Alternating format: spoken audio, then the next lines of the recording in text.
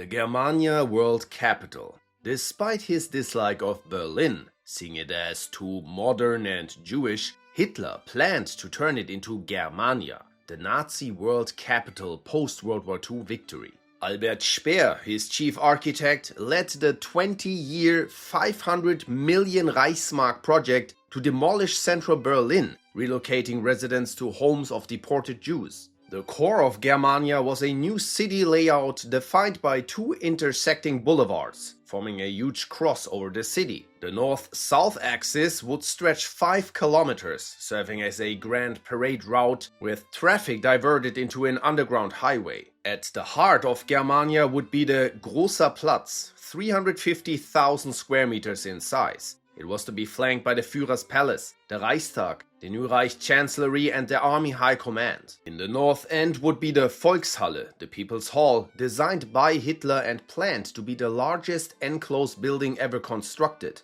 Over 200 meters tall and 250 meters wide, seating 120,000 people. The Assembly Square in front of it would dwarf St. Peter's Square in Rome. An arc based on Paris's Arc de Triomphe, scaled up to nearly 100 meters tall, was planned in the south of the boulevard. Germania's massive scale was meant to awe supporters and intimidate enemies by making them feel small and powerless. The Nazis tested Berlin's soil with a 12,600-ton concrete cylinder, the Schwerbelastungskörper, built by French forced labor, still standing today. Swedish granite was imported, but Germania remained a fantasy with almost nothing built. The Greater Germanic Reich was the name of the vast empire Nazi Germany aimed to establish across Europe. It was part of Hitler's New Order, reshaping Europe into a racially German-dominated continent. This excluded the Soviet Union, which the Nazis saw as Judeo-Bolshevist, culturally non-European and criminal. The plan envisioned direct annexation of territories like Austria, Bohemia, Western Poland, and many others into an enlarged German state. These areas would be absorbed fully, while surrounding regions would become satellite states. Spain, Portugal, and Italy were expected to fall under total German control. The western frontier aimed to restore borders from the Holy Roman Empire, bringing in all of Wallonia, French-speaking Switzerland, and much of northern and eastern France. Britain, rather than being annexed, was seen as a potential naval ally of the Reich. British men would have been used as industrial slave labor. British women were to be impregnated by German soldiers to Germanize Britain.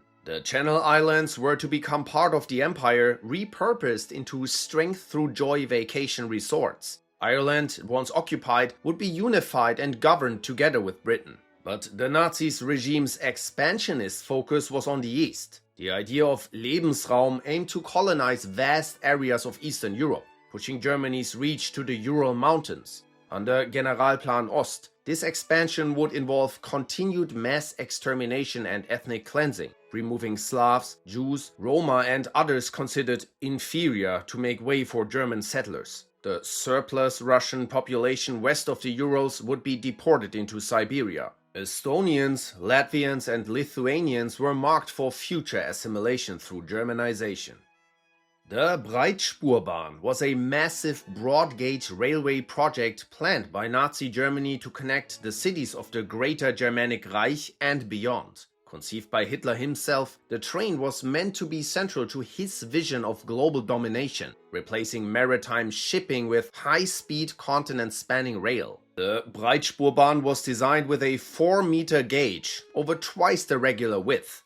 The project was prioritized in 1941 and granted 84,000 tons of steel, despite shortage. The passenger trains were to be massive, 6 meters wide and 7 meters tall, fully stacked with chandeliers, restaurants, a cinema, a glazed viewing platform, a car with 4 bathtubs and 20 showers, hair salons, and even a pastry shop. One key goal was a fast connection between Upper Silesia and the Donetsk Basin. Routes were planned from Berlin to Moscow, the Mediterranean to Munich, and deep into Eurasia. The trains were also designed for military use, with ammunition storage, space for tanks and troops, and even an anti-aircraft installation hidden under a dome. Ultimately, no Breitspurbahn trains were ever built. Some design documents ended up in the Soviet Union.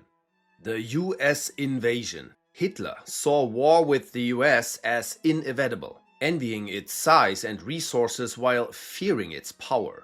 Conquering Europe was his stepping stone to challenging America.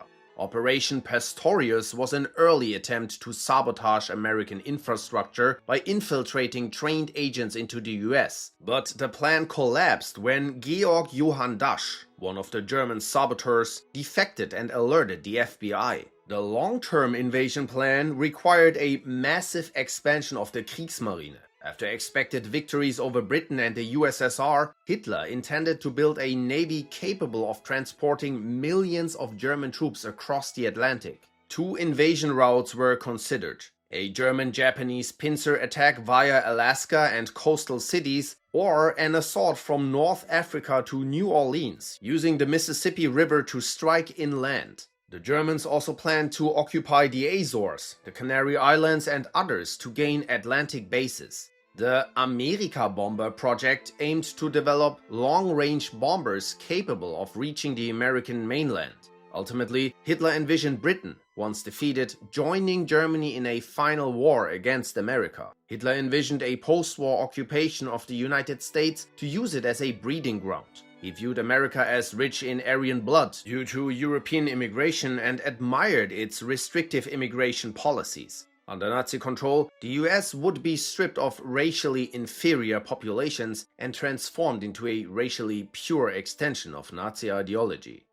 The Arctic Empire. In 1938, Nazi Germany launched an Antarctic expedition and claimed part of Queen Maud Land as Neuschwabenland. The goal was to establish a long-term German colony. The short-term goal was extracting whale oil to cut reliance on imports, but the real aim was propaganda, flaunting Germany as a global power. Plans for further expeditions to the Pacific side of Antarctica were also considered, but the outbreak of World War II halted all activity. The Nazis also had plans to build a new city in Norway called Nordstern, near Trondheim.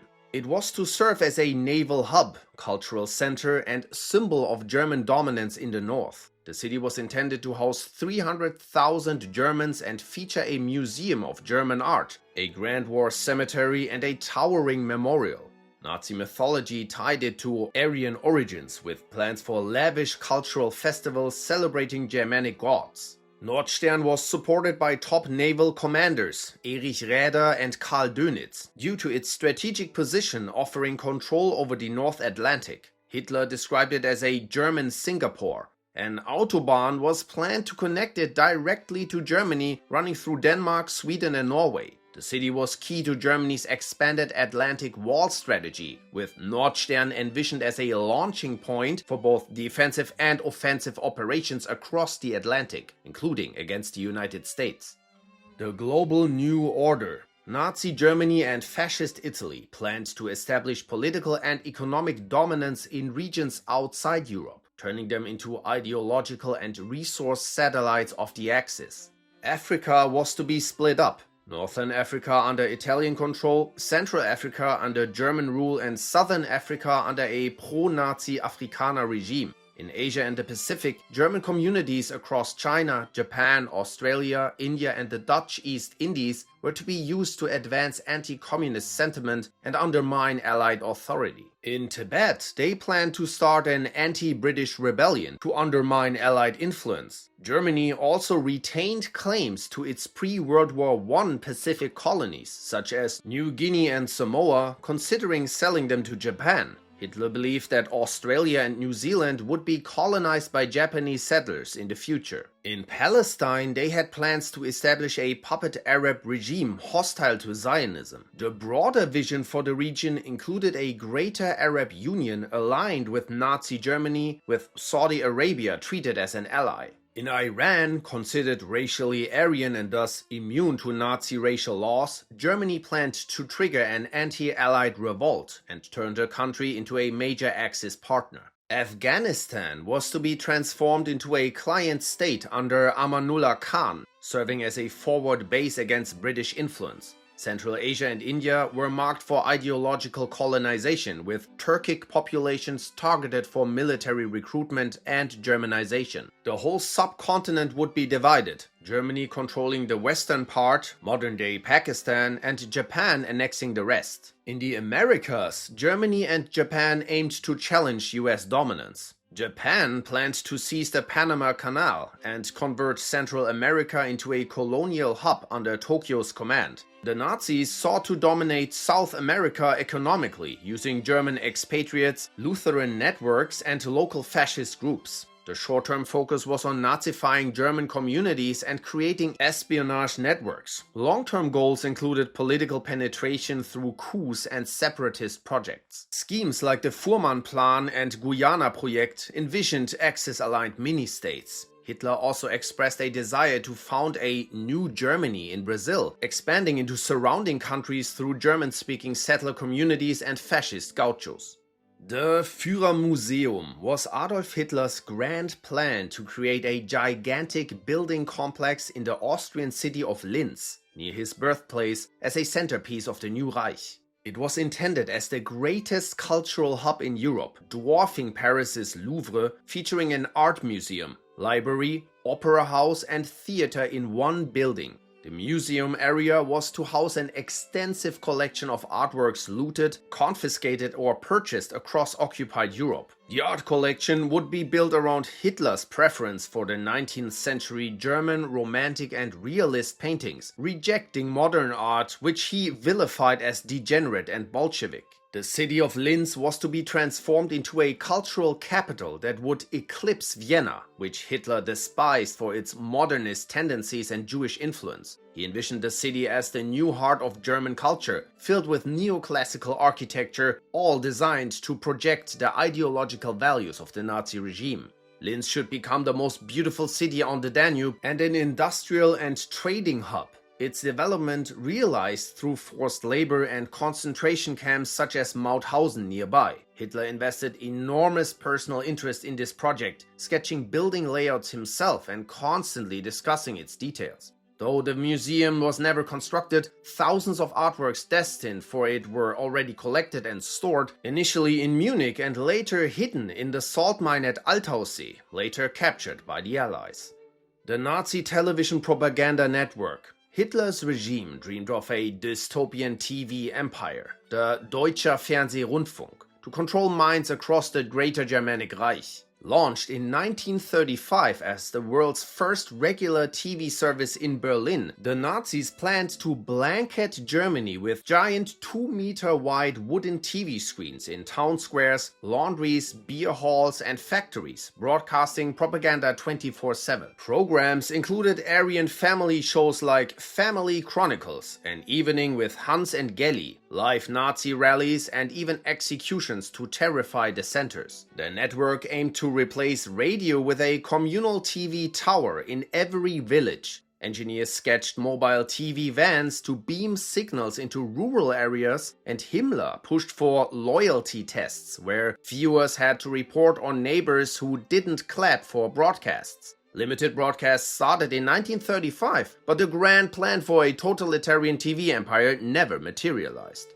The Madagascar Plan. Before the final solution, the Madagascar Plan was a scheme to deport the entire Jewish population of Europe to the island of Madagascar. Proposed in 1940 by Franz Rademacher and supported by Hitler. This plan imagined relocating 1 million Jews per year over 4 years, with the SS ruling the island as an open-air prison. Madagascar, remote and underdeveloped, was chosen precisely because of its perceived harshness. The deportees were not meant to thrive, and many were expected to die from exposure, disease, or starvation. Adolf Eichmann outlined a process of forced resettlement, seizing Jewish assets to fund the plan, and the establishment of a new Jewish territory under strict German oversight. The plan imagined limited Jewish self-governance, but all under the shadow of SS authority, with German naval and air bases securing dominance over the island. After defeating Britain, the Nazis wanted to use the British fleet for transport. By late 1941, the plan was abandoned in favor of systematic genocide in Eastern Europe. Enhanced breeding programs. Central to Nazi Germany's long-term vision of global domination were expansive pro-natalist programs to boost the birth rate of so-called Aryan Germans, aiming to populate not only the existing Reich but also the newly conquered eastern territories. According to Himmler, the ultimate goal was to create a racially homogeneous German population of 200 million.